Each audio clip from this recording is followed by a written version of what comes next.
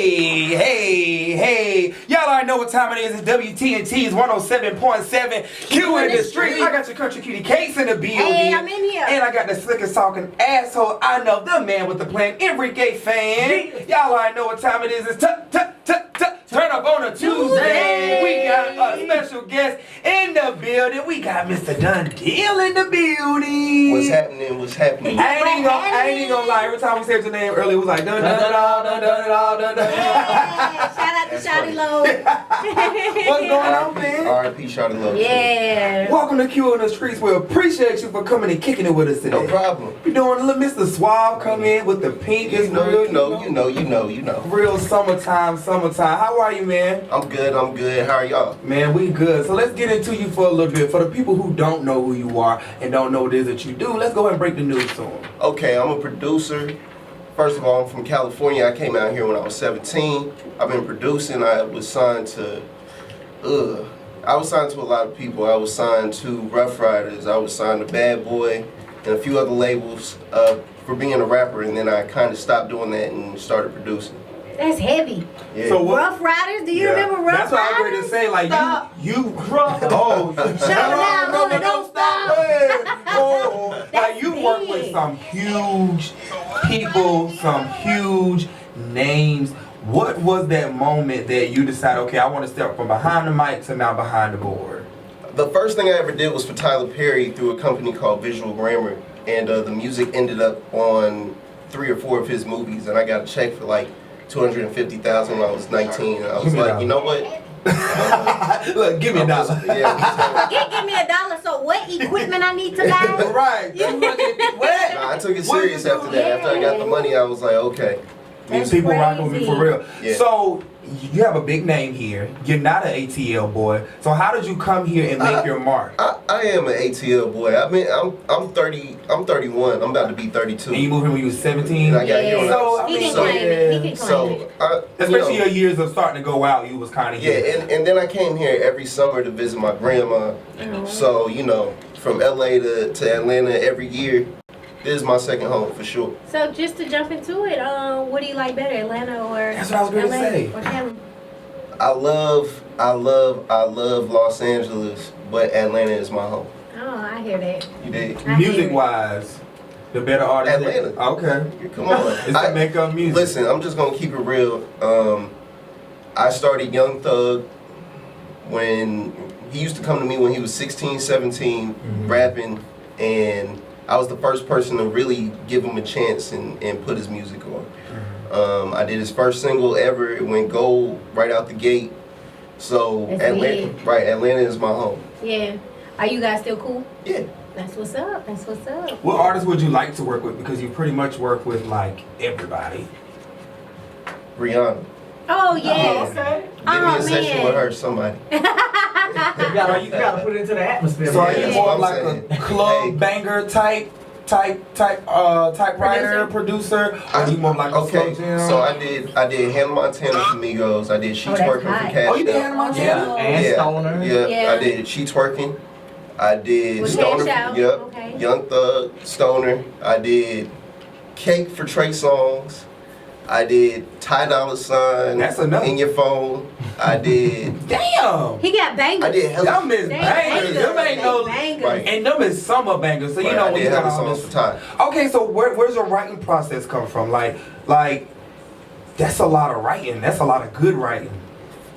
Honestly, it have to come from my vice, which is marijuana. I was about to say, did it come I from feel we the? got the same Right, vibe. I'm about to say, did it come from the vegan breakfast I saw this morning? Yeah, it comes from I saw the vegan breakfast My this vegan morning. breakfast. I like edibles. Anything that kind of gets me on that level, it puts me in the But zone. the crazy thing is, you're not the first person who says when they're under some type of influence, that's when they're the most creative, whether it's alcohol, whether it's marijuana, like whatever their poison of choice is. It's not poison of Well, choice. well, Well, you know.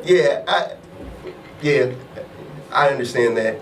For me, it's more of letting go of everything that you're weighed down by so much stuff when you wake up. Yeah. You think about everything. So the first thing I do when I get up is pray. I give myself 10, 15 minutes without a phone, without anything. close my eyes and just, thank God for the day, thank God for waking me up, and get to the next side. After that, you think about everything that weighs you down. Yeah. So, marijuana kind of helps you out. Man, let me tell I'm you. ready. I understand. I used to, for a minute, I used to try to wake up and pray and call myself meditating and go back to sleep. It used to be so bad. Like, I'd be like, dear God, let me. I'd be like, dang.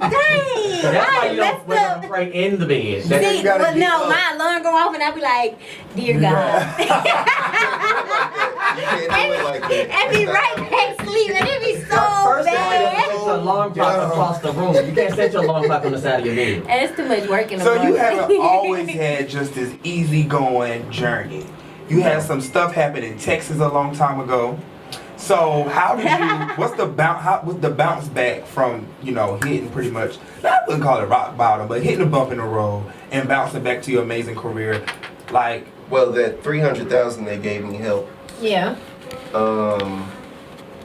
Then I don't know. I had to learn how to trust people around me again because I thought it was everybody and their mama that was against me when I went to jail. So when I got out, I mean, it's a crazy situation to be in. First of all, I was doing Rich Gang, the tape, the Remedy. We did 14 songs on there. The Rich Homie Quan, Birdman. It was, a crazy experience. But right in between that, I ended up going to jail.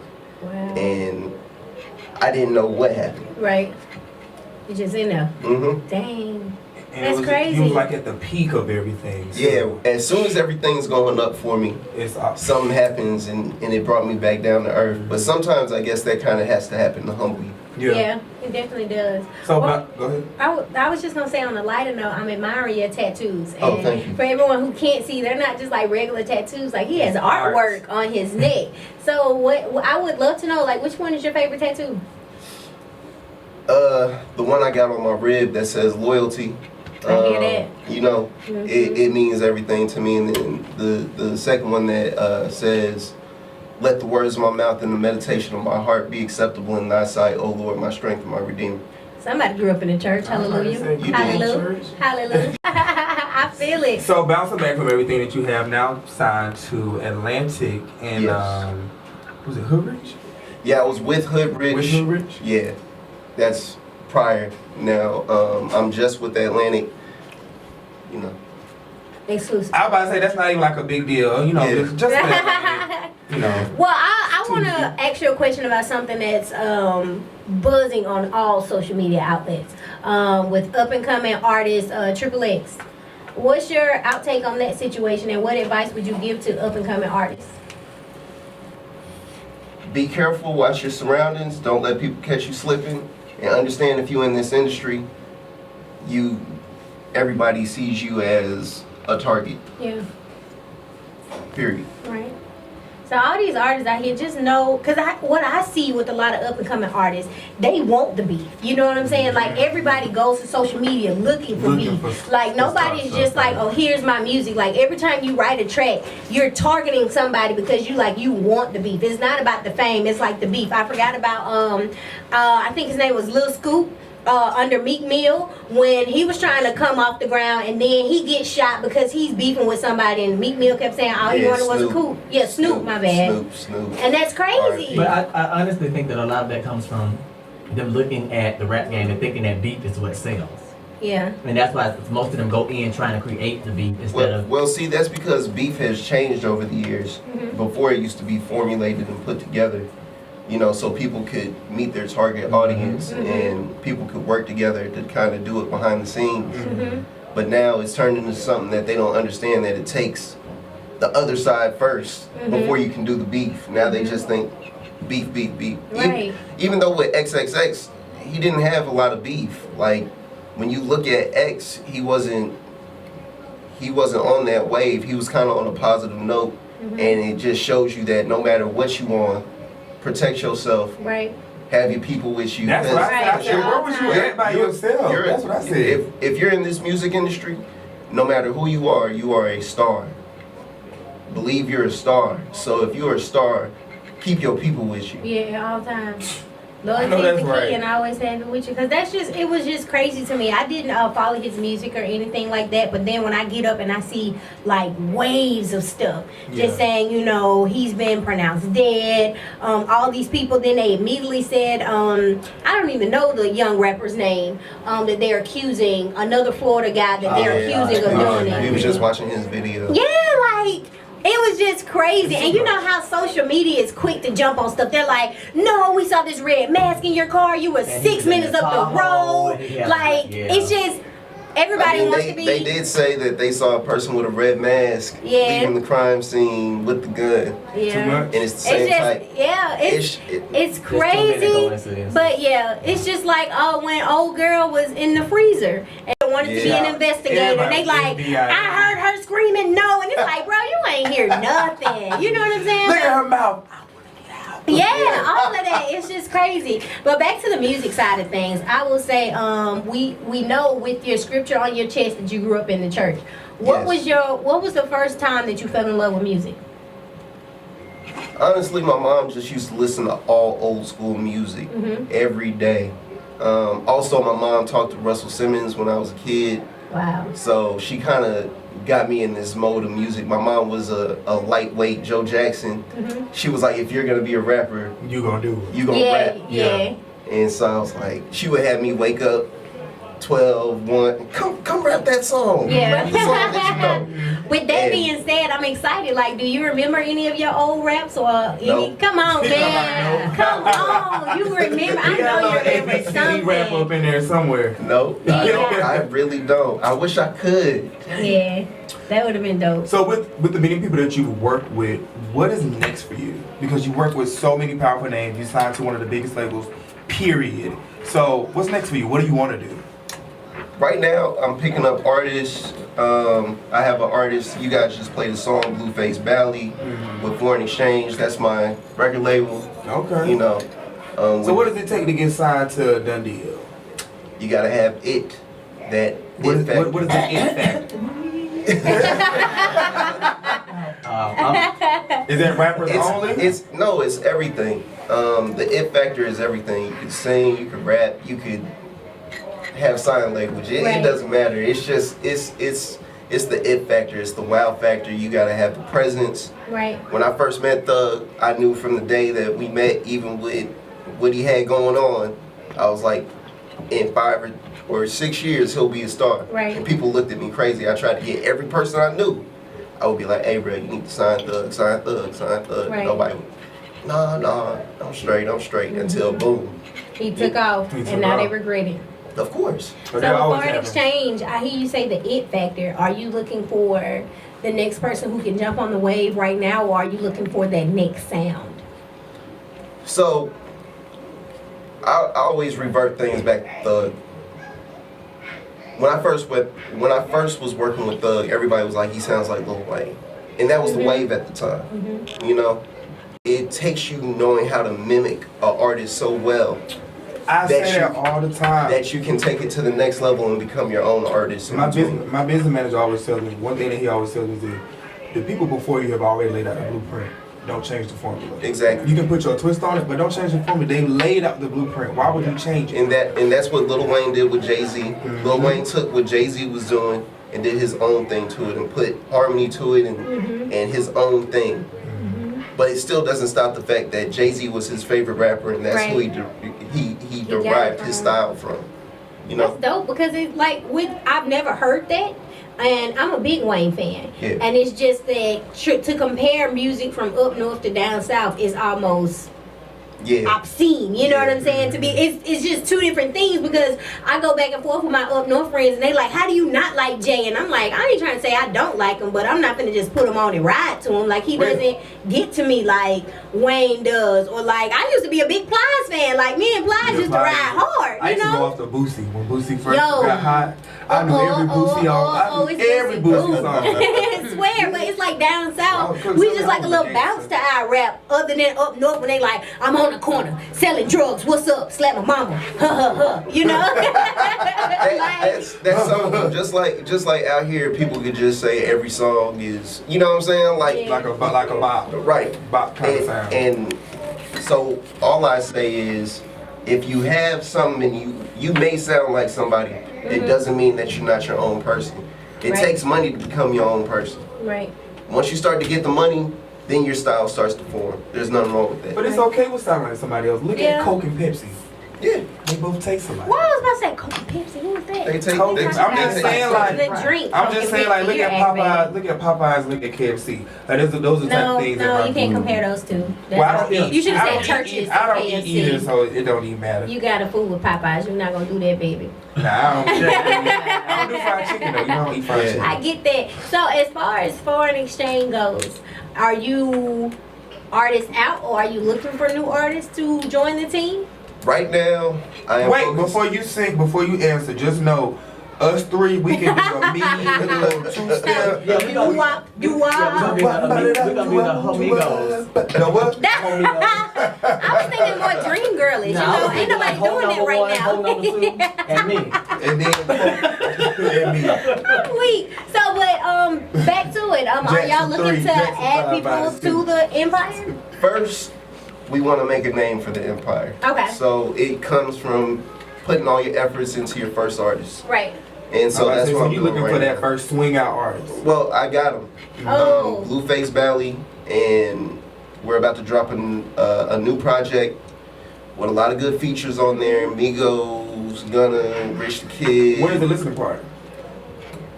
We don't even got that set up So yet. la It's la. in the works. It's coming. Y'all Y'all there. I promise. gonna be in the building. I do have a Absolutely. question for you. Absolutely. Do you still get that same excitement when you hear your songs on the radio that you did when you heard your first song? No. Why? You That can't was just real say quick. no. You No. gotta tell us why.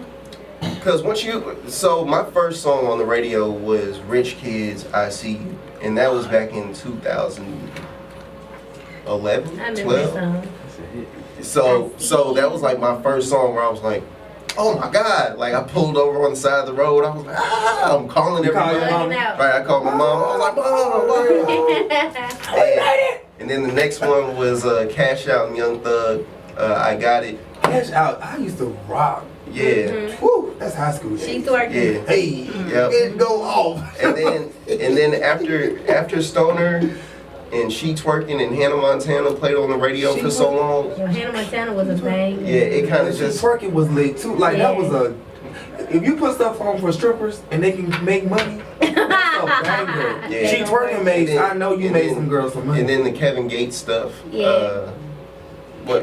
All the Kevin Gates stuff. It The work It with just Kevin kinda- Gates is just dope. Like his Yeah. style is we immaculate. sitting amongst royalty right now. You good stuff. Yeah. you, Call you the Bang Master. That you need to be your new name. Ain't if I'm done this Bang Master. Right, for real, for real. Like it's cause the songs that you're telling me about, like I never Yeah. knew you were behind. Yeah. You sit up here and say, no, I did this and this and this, and I'm like, no, I know that song. I know that song. It's not a song you've named yet that And I then one of the didn't know. ones you got to think about. You like, oh no, I know the words and can go the hell off Right, to it. really, So for when you real. write now, do you try to cap what you did on the last one? It's like, okay, I did 20 mil on this, I got to do 30 mil on this next one. Like, you know, I got to get this one on every.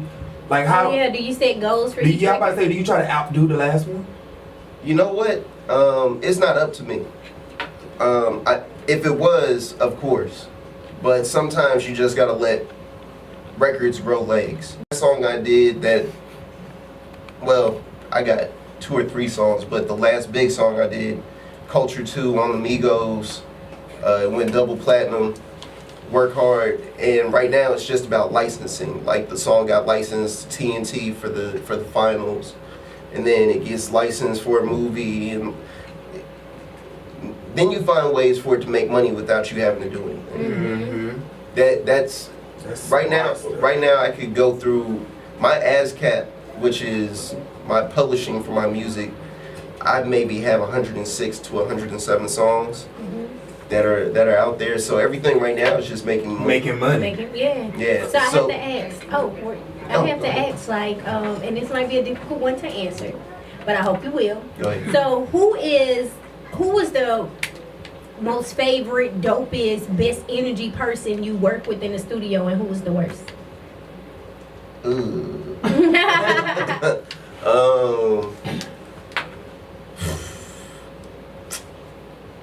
All right, I'm gonna have two for the first one, which is Thug and Future are the easiest people to work with in the industry because you just throw on a beat and it's finished before you know it. Okay.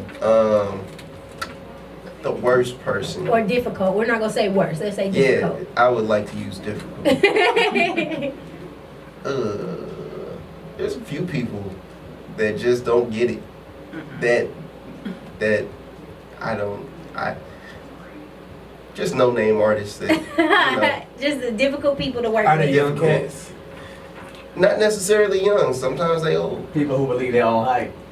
Some people that don't understand that you can't write everything down sometimes. You gotta feel it. You gotta feel it. Yeah. And that's what music is now. All the R&B songs that y'all listen to, all the rap songs y'all listen to are from the heart, freestyle, people sitting there and just come up with it as they go. And then you can kind of hear the songs where it's like, It was written. yeah, So you brought another. We're doing that all day. Yeah. But you brought another single for us to listen to. Before you get out of here, let everybody know where they can find you at on all your social media sites, and they want you to introduce the next single you brought for us and the artist. all right. All right, so my Instagram is DunDealOntheTrak, DUNDEAL on the TRAK, not CK. What else I got? Twitter. I got Twitter. I am DunDeal, and my Facebook, I guess, is DunDealOntheTrak too, right? Yeah. Those are my social medias. And then give us a for the next single that's coming up. NASCAR by Blueface Valley. It's hot. How did I know? It's hot. All right, y'all gotta stay tuned to WTNT's 107.7 Q in the streets. This is exotic. That's it.